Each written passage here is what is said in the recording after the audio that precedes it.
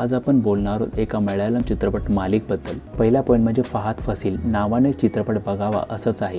फहाद फासिल म्हणजे एक वेगळाच रसायन आहे। या चित्रपटामध्ये त्यांनी जबरदस्त काम केलं आहे। जो यंग विदाउट बियर्डवाला सुलेमान बघताना असं वाटतं की असं काहीच नाही जो हा माणूस करू शकत नाही। त्यासाठी मेकअप टीमचं पण कौतुक करावंच लागेल। सुलेमानच्या अभिनयात एक दरारा तरी प्रेम, आत्मविश्वास, समाजासाठी काहीतरी करायची भावना दिसून येते। पूर्ण चित्रपट सुलेमानच्या कॅरेक्टर भोवती फिरतो आणि आपण त्याच्या अभिनयात गुंतून जातो। याचबरोबर इतर कलाकारांनी सुद्धा उत्तम साथ दिली आहे, स्पेशली सुलेमानचा मित्र डेव्हिड यांनी। दुसरा पॉईंट म्हणजे याचं डिरेक्शन।